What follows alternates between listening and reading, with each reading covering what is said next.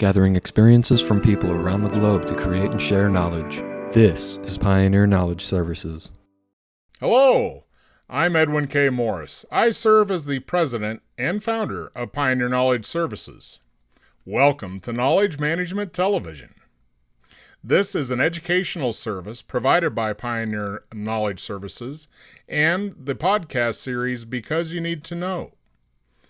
KMTV is your video resource to a valuable collection of conversations with knowledge management and nonprofit champions from around the planet. Enjoy. Hello, everybody, and I'm actually pleased to be here. And it's our first, and our first guest is Paul Corney, who's currently the CILIP President. And he's widely known in the industry as being a knowledge management leader and advocate. And he's known worldwide. He's been heavily involved in developing and rolling out some of the key standards and ISO accreditation to really help further our knowledge management practice and our profession and really help to legitimize it. And I think that's something that we're all trying to advocate at the moment and trying to move forward with. Paul, have I missed anything out? Hopefully not, but I'm sure it will emerge as we delve into this topic that often causes a number of people to get quite agitated. So it should be quite fun. Agitated? It gets people agitated? Paul, come on. You never, Edwin, you never looked at the chat lines. There's a number of people who've always felt that the idea of standards was something that you couldn't do, and lots of people believe you can't manage knowledge. So historically, if you want me to go back over sort of where I came from on this journey. When I was growing up, which is more years ago than I care to remember, one of the challenges I faced back in the mid 90s, I think it was I was setting out on a KM journey at the time, and it was hugely difficult then in about 93, 94, to describe to people what exactly this thing was, because it was about information management as far as most people were concerned. It was about libraries. It was about a whole range of different things. And it was a huge challenge for people to get it. So, fast forward 25, 26 years, what's changed? But I think the thing that really stuck with me all the time was this idea of corporate legitimacy.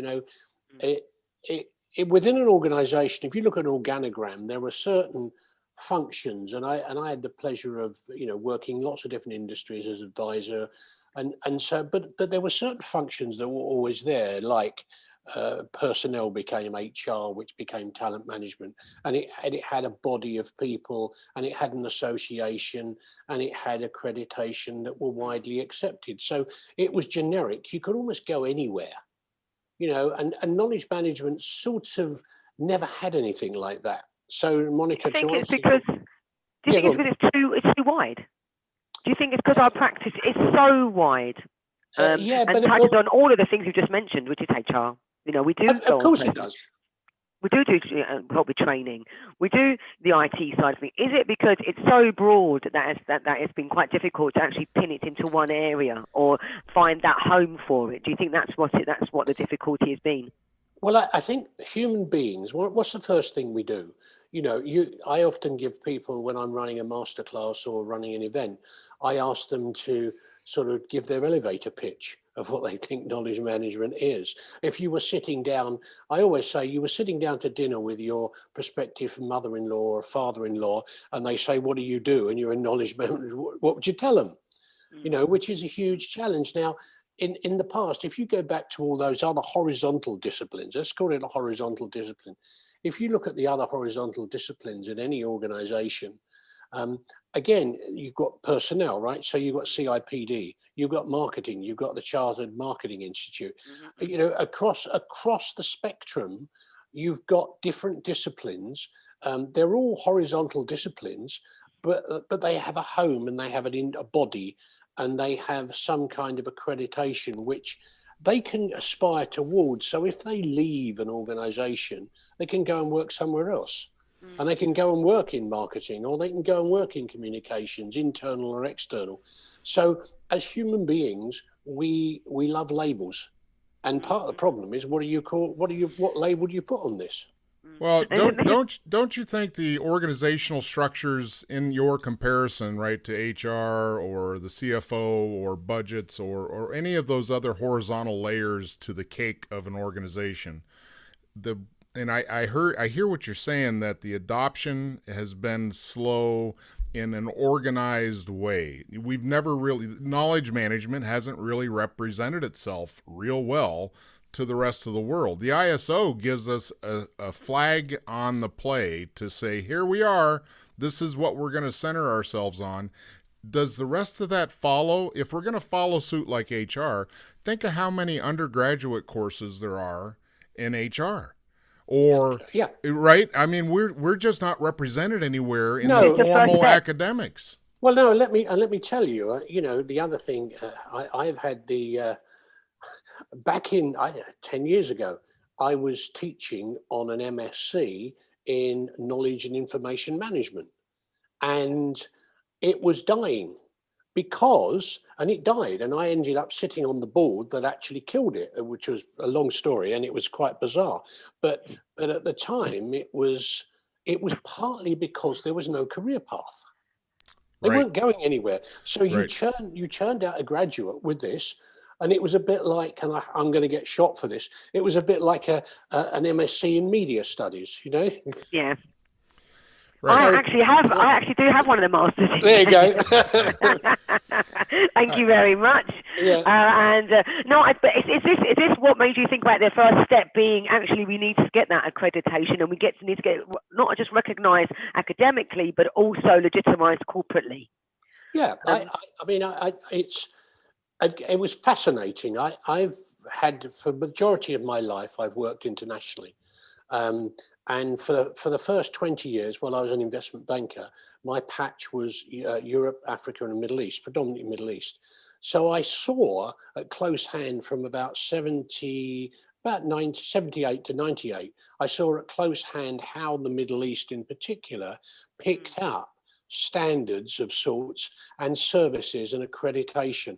And if you look at countries that have made huge progress like Dubai and the UAE, part of it's been based upon some kind of sort of accreditation structure and standard structure which people are measured against. And as I carried on going around the world, it really struck me that, again, you need some kind of home, and knowledge management had so many parts of the people who were holding the flag, going back to Edwin's point.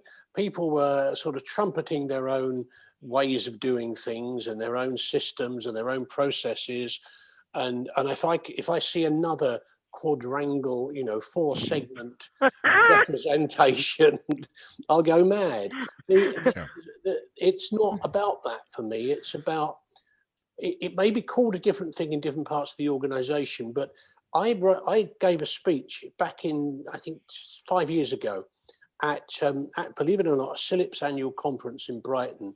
And I used the phrase that I think the idea of a KM Chartership and the ISO standards were pathways or down the road towards corporate legitimacy of knowledge management. And to Edwin's point, totally, there's different people with different views on the standards and whether they are a valuable thing or not. But for many parts of the world, the idea of an independent benchmark, something you can go back and assess yourself against, is hugely valuable. Absolutely. Yeah, I think I found very interesting this point of view from you, Paul, honestly, having an accreditation for knowledge management, but I have also some concerns. So normally it's very difficult from my experience, based on my experience, to find a poor KM job. So if being accredited as a KM professional is a good way to find a job, that's wonderful. But how about if this is not the right way? I mean, KMers always struggle to be appreciated from many organizations, especially, for example, in Italy or in South Europe, but it's not the only way. So it is not a way to reduce our possibilities to find a job where we can land, and then we can disseminate our knowledge inside them, and so our methodologies. You know? Yeah, That's a really good point. I mean, we are a niche, and I'm wondering if being accredited as KM professional can let us to be even more restricted. Yeah. Okay. Yeah. But wouldn't that mean that we'd actually have to, if that would only be the worst case scenario if people didn't understand the standards and accreditations. That's true. So are we trying to say that if that is rolled out, it has to be in parallel with building awareness and understanding within certain countries, for example, Italy, Spain, and Europe. Do we know if that's actually going to be the plan for rolling these standards out, that they actually have that awareness in those countries? Paul. Question: Do I know every country that's adopted the standard? No, but I do know that it was very well received. Normally, the ISO process, having sat on the KM Standards Committee, the BSI one in the UK, which was very heavily involved in the drafting and sort of submission of the standards, it had an incredibly strong response, because ISO standards have to be submitted for approval by all the member states, and I think it has something like an 80% approval rating. So the standards were sort of pushed through in a way that suggested that there was adherence and a satisfaction level was achieved. To Janetta's point about does it make sense, are you constricting people in the knowledge management profession? It depends whether you think of accreditation as some kind of university discipline, possibly not. The way the CILIP accreditation is working is it's a self-certification which is assessed. So it's about your portfolio. It's not you passing an exam, which I think has got much more validity. So it is showing your general all-round experience. You have a mentor, you have somebody who is, wise in this profession. And at the end of that, you're assessed as to whether you have the all-round capability, and you've demonstrated your capability to the satisfaction of the people who award the certification. So it's more, for me, that's a better way of doing it, rather than all sitting down, passing an exam, which doesn't necessarily mean anything. I don't know, Janetta, does that answer your question? I agree totally with what you're saying, Paul, because I think the tested methodology of proving proficiency is not as clear as someone working, like you say, with a portfolio approach of what have you done? What have you completed? Project-based, performance-based, that's way more important than passing a test in my view. So I think the whole ISO procedures, and not all industries care about standards. No. It's not like it's going to change everything, but it is the first step, in my view, of a validation of who and what we do and are and what we're for.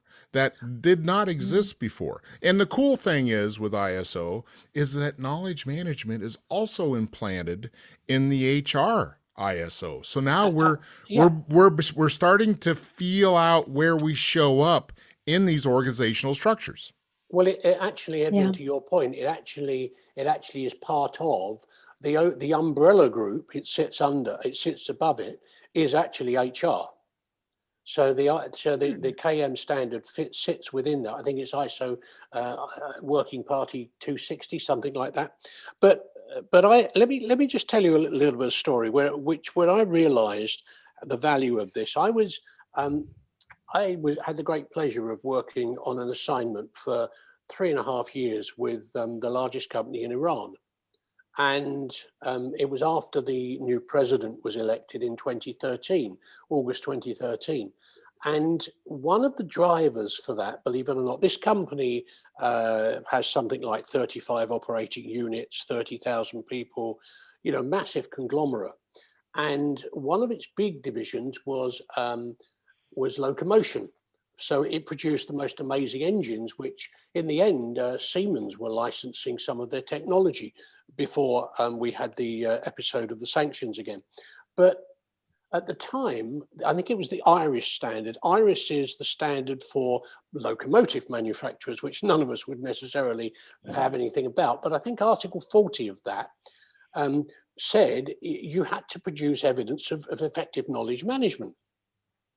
And so there you are, right? So if you were even producing a locomotive, if you couldn't evidence that, and then you couldn't get the kite mark for locomotion. And it's the same issue. You know, why do people do ISO? Well, partly going back to the quality thing, because your clients demand it. Now, if you go on. So I was going to say, it just struck me that you're talking about industries, and I'm thinking one of the industries I think would benefit from something like that is the NHS or the healthcare industry at the moment, and it being something that needs to be more evidence-based. And I think that's something that we've learned from obviously other organisations and other industries, and I think that's something that potentially we could use to move us even further forward on an international scale as well. Well, as that accreditation becomes more. I guess, I mean, it's very difficult, isn't it? I can recall having lunch one day. I got invited into lunch with the finance director of HSBC in the city. You're a lucky man, Paul. Well, it was. I happened to be passing. But the guy who's a good friend was the chief knowledge officer. He's now based in Hong Kong.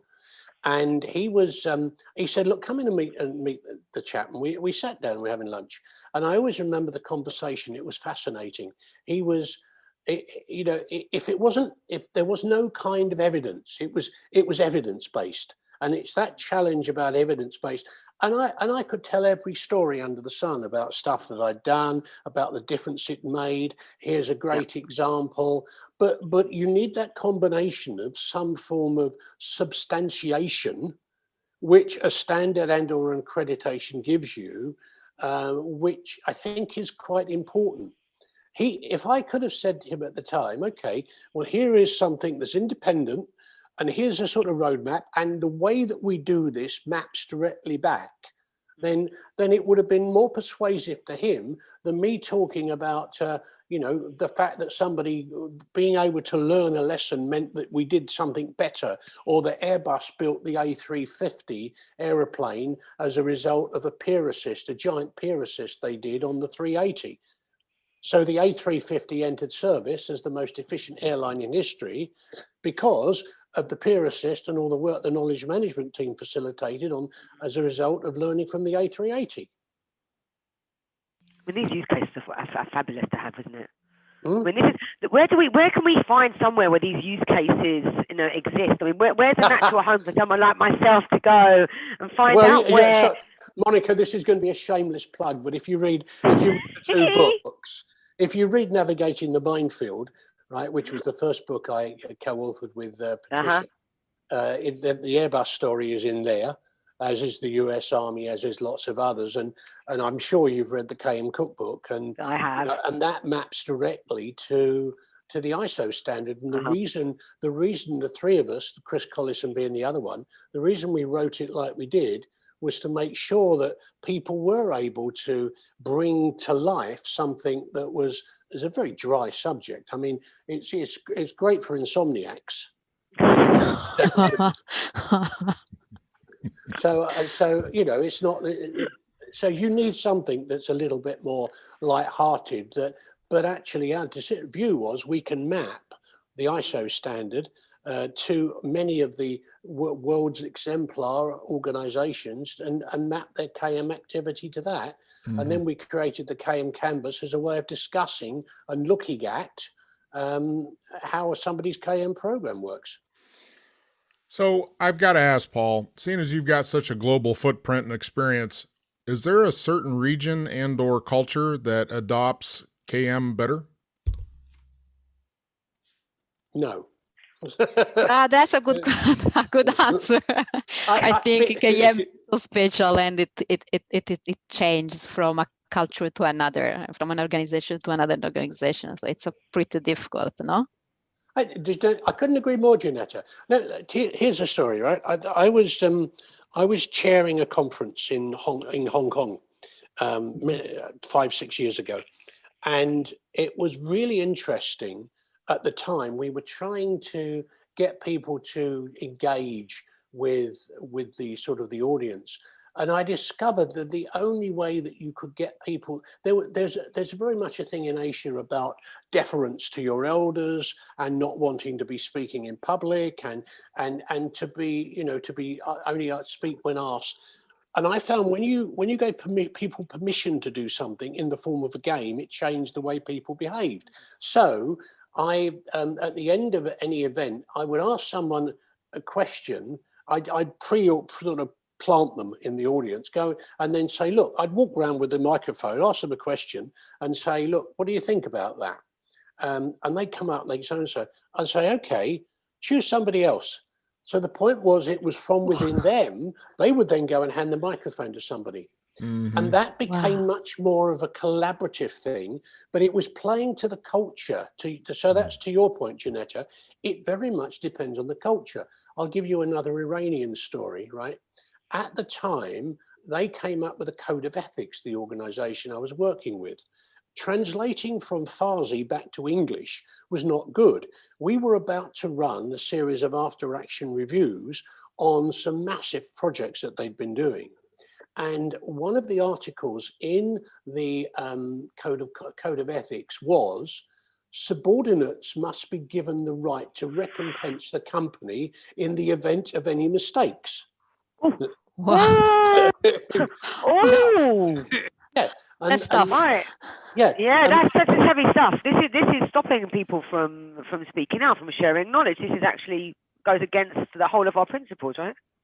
Well, it goes against what we in the West think our principles are, but that's the whole point. It depends where you are in the world. Okay, I'm lucky enough to live in Lisbon as well, and another Southern European country. There are things that you do and don't do, and things you say and don't say. And silence is actually often a weapon as well as a way of expressing a response. But in a Western culture, we tend to want to fill the vacuum all the time. That's true. So the culture thing is what I found, to Janetta's point, is that very often, and I've used it extensively throughout my career, is narrative and story is one of the best ways of bringing knowledge management to life, but also of getting people to talk. You tell a story and you express it in a different way. We had the company I was managing partner of back in, I think, end of 2008, 2009, we went and did a big piece of work with the Asian Development Bank in Manila, which was around the use of narrative and story to underpin a lot of their KM practices. And it was quite interesting because on the staff was the former head of CNN Asia, I think at the time, who was driven by a journalistic approach to narrative and stories, whereas in a knowledge management way, you very often have to let the sort of the examples emerge. I'll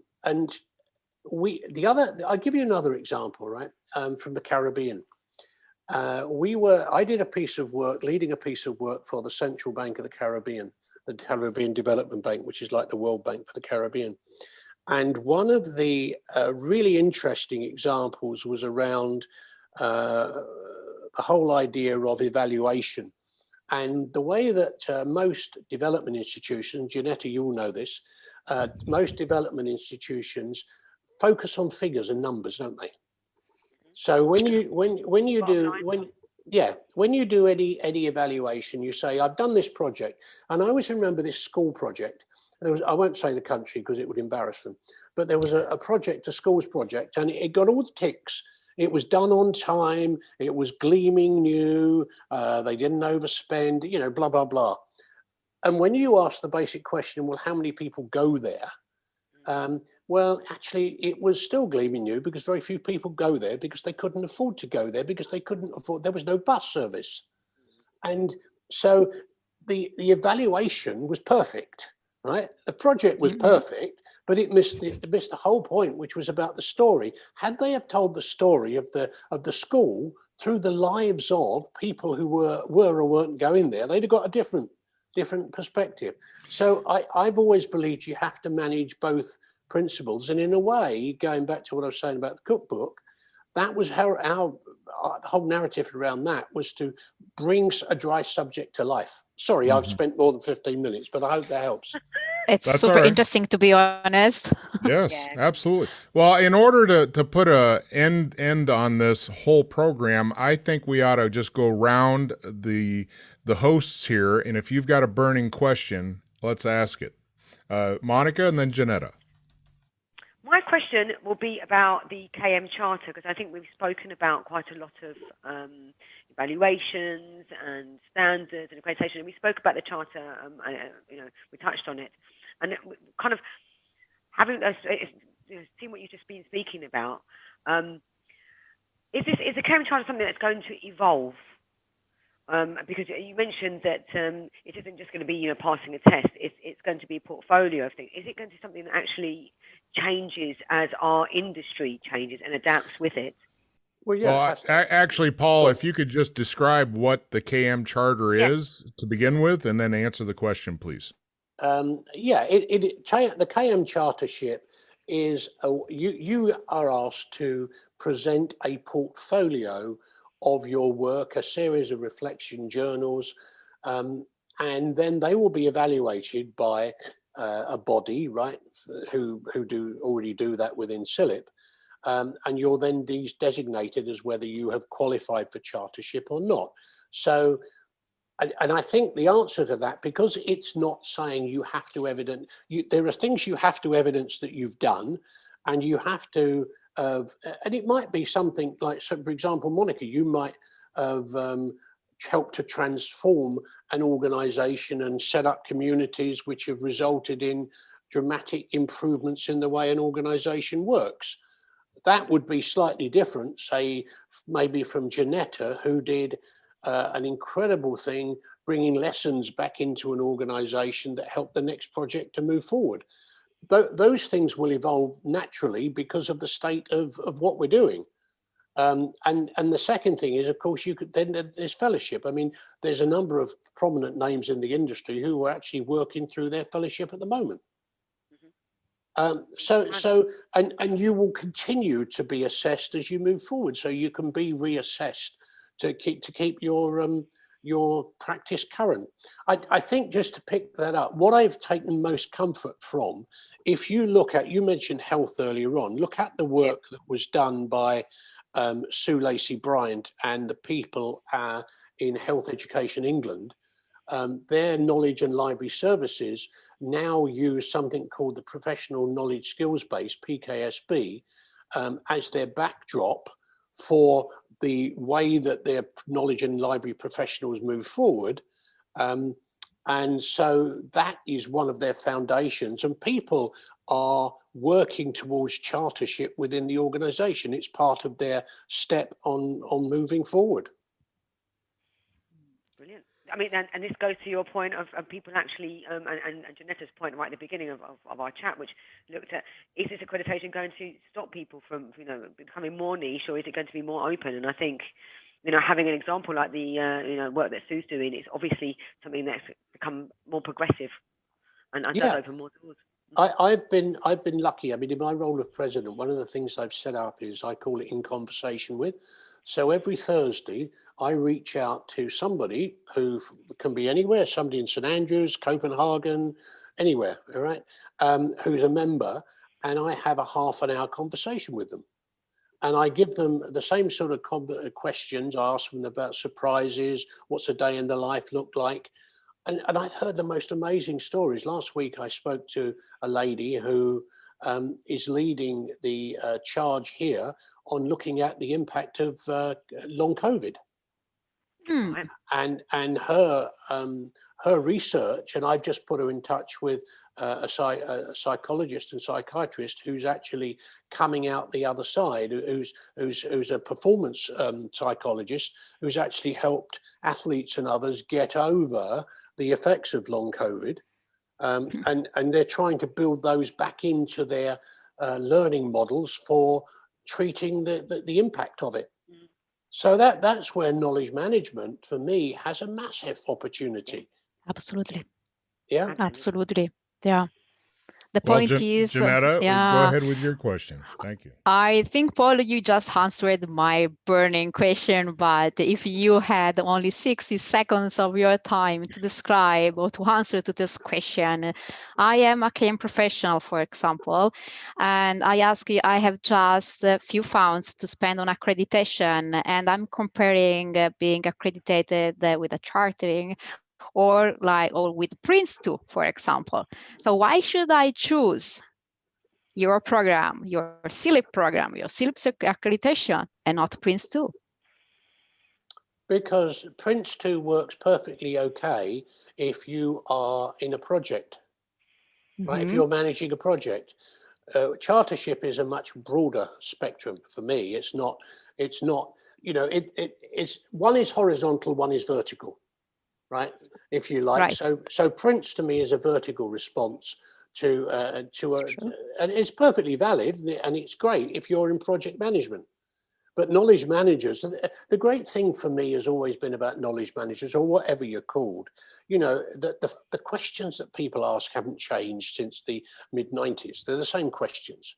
You know, it's how can you do better at what you do? How can you win more business? How can you learn? The two words I hate more than any other are lessons learned when they're uttered by politicians, right? Because it's an excuse to kick something into the long grass and do nothing about it. And the problem we have at the moment is, and go back to COVID, right? If you look at, there was a study done, and Monica knows this, I helped set up and was part of our city's COBRA committee. We have a COBRA committee. And one of the first presentations I gave to them, which was our MP and the leaders of the council, all the civic leaders, the health sector, police, one of them, first one, was to look back and say, I think it was in 2016, the Cabinet Office ran a project called Cygnus, which was looking at the potential impact of a pandemic. Right. And you go back and look at Operation Cygnus. It was the Lincolnshire Resilience Forum, I think, amongst others. And a lot of the recommendations were made in there, but were never actioned. We never spent the money on it, you know. So and my final thought on that, and I'll go back to a good friend of mine, was a guy called Professor Victor Newman, who some of you may know. When he took over, I think it was the Chief Learning Officer of Pfizer. I think it's a story he always tells. He went off to a country in the Far East, who I won't name, to an exercise, a lessons learned exercise, and I think they came up with 217 lessons. Quite a lot. Yeah, and quite a lot. Well, exactly. And his comment was, "I'll have 3," you know, basically, because the problem is, unless you actually feed, and this is where knowledge management's fun, unless you feed what you do back into process, and you improve the process, it doesn't go anywhere. It's knowledge in action, isn't it? Yeah. To me, it's and that's one of the critical things, and that's where there is a danger with knowledge management, that it's you know, this whole idea of, yes, we've done a lessons learned exercise. Well, they're lessons identified, not lessons learned. Right. My experience is similar to that in the lessons learned realm, working with the Intel Center at the U.S. Army, that you have to integrate to learn. So if you don't integrate, that's the final step, right? Reintegrate and adopt, make action come out of that learned lesson. But my final question to you is this. So are you a proponent of knowledge management academics being in a business school or library sciences school? I know, right? I could almost say something. This is going to sound awfully flippant. I don't care. I don't care. and partly the reason I don't care to that example. And let me give you another thing. There's something going on at the moment. There's a bit of excitement about where do you house learning? Where do you house teaching? You know, I remember having long conversations with people because I've been on the faculty of a couple of universities, and I teach sometimes still post-COVID, pre-COVID, at the International Islamic School in University in Kuala Lumpur. And it's always struck me as one of the problems is, are you producing knowledge from academia, which can then be applied? So is that pure knowledge that is then applied for the benefit of man, or do you produce curricula that allows people to sort of pursue careers? Because one of the challenges that organizations always tell me is that they need so much time of people coming out of university to make them sort of effective within the organization. So that's why I answered don't care, Edwin, to that extent, because I think it depends on where you sit on that spectrum. Do you believe it's better to produce pure knowledge out of a knowledge and learning institution, or do you produce people who have applicable knowledge that they can take into a profession? Well, don't you think every industry in academics that's represented just fosters more PhDs ultimately? I mean, the academic institution is to make PhDs, right? To regenerate new knowledge and keep the engine running around academic process and learning and discovery, right? So why not have knowledge management? In my humble opinion, knowledge management should be at a hub of a business operation or business school versus library sciences, because library sciences is a very small pocket of the big world. And the relevancy, in my view, the relevancy of library sciences is not what it was 50 years ago. A lot of libraries have had to change and adapt with the times to become more relevant, to find more customer service focused entertainment and infotainment. But yeah, I mean, we're getting gyms in our one soon. Yeah, and you will, if you look at this is again a plug, right? 30th of June, put this in your diary. I'm putting it in right now. 30th of June. Lunchtime on the 30th of June, I'm going to be hosting the second presidential debate, right? Wow. Which will do. And in that, I've invited a lady called Kate Thompson, who is an award-winning author, journalist for the Sunday Times, The Guardian, has written 10 books. And I think I've shared with you, Monica, with her permission, her manuscript. You've read it, yeah? Yeah, I'm reading it. Yeah, and it's about, and that will be published next year, but it is about 100 years of Bethnal Green Library, right? And it's tracing the evolution of that library from its early days through to today, and how it survived the war, and it's being told through 100 librarians who she's interviewed. Wow. Yeah. Through the eyes of the people. Through the eyes and the lenses. And that's the stories. And Kate and I are going to be having a discussion much like this around that on the 30th. But there are other examples for like living libraries, which are being produced at the moment. Last year, there were some really interesting pieces pieces of work that were produced. And they're moving forward. CILIP are actually involved in some of them. And this idea of making libraries more than the dusty place where you got books.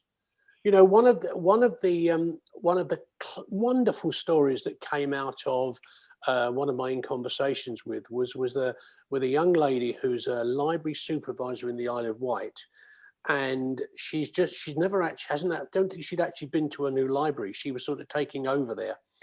And one of the first things she did was to paint a mural between like the housing association, which were next to the library. She painted a mural along so that it encouraged people. And she said one of her statements was something like, no one trains us to be social workers. Mm-hmm. Because actually they are today, you know, they're fulfilling a role which is like social workers. And if you look at the Kruger report, which the Prime Minister commissioned, which is now sitting with the Department of Culture, Media and Sport, one of the findings of that is that libraries should be like the collective hub of the community. Mm-hmm. Yeah. And that means Absolutely. It has to have a much greater role. But it means that people have to upskill, to your point, Edwin. Yes. Yeah. Yeah. There's a civic implication more so with that structure now, I think. And it kind of goes back to the point of, so would knowledge management be best suited in a library sciences school or a business school? Well, honestly, if I can say my point of view, I hope that any KM accreditation starting from CILIP can help to have a semester or be an entire course in any type of university, because we should start to push in KM with a younger generation. So I think it's not a matter or a question of is better having KM courses in business or in library, because I think KM is also present in engineer or in astrophysics or in mathematics. So if any accreditation or any other course or any ISO can help to push KM in any type of university, starting from university, that would be already a success. My final thought to pick up on that, Janetta, is that the whole point of the chartership is that it will recognize any career, any degree course or anything else that you've done, because it feeds into it. Perfect. You know, that's part of your portfolio, and it's just the same. I won't name and shame people, but there's lots of different programs out of there. They should be part of it, albeit Henley, albeit the KMI or others, all of who've got perfectly valid functional programs, but they should be recognized as part of it. But otherwise, the difference is this is independent. It's by Royal Charter, and it's not a profit making. Exactly. The others have got a skin in the game. You know, I stood up in Hong Kong. I was completely popular a couple of years ago when there were people sort of promoting all of the new programs that were out there, but the whole point was somebody was making money out of it. It was partly a profitable thing. CILIP doesn't have that. It's by Royal Charter, so you know it's a charity. That's the whole point. Sorry, well, I've gone on too long. That's a big point. That's a big point. It's a big strength. That is a very big point, because Pioneer Knowledge Services is that KM charity in the U.S. And so I hear what you're saying. You're singing my tune, Paul. Paul, to wrap things up, what's your definition of knowledge management? How about something about helping people and organizations to make better decisions? I cannot agree more, honestly. Paul, do you have a chartership? Me? Well, no, I helped set it up. That's poacher turned gamekeeper, isn't it? Well, thank you very much for joining us today, Paul. It was a blast. All right. Thank you. Good to talk to you. Thank you. Thanks for watching. Subscribe and like this video for more content similar to this one. And if you have a topic that you think would be interesting to talk about, leave your recommendation in the comments.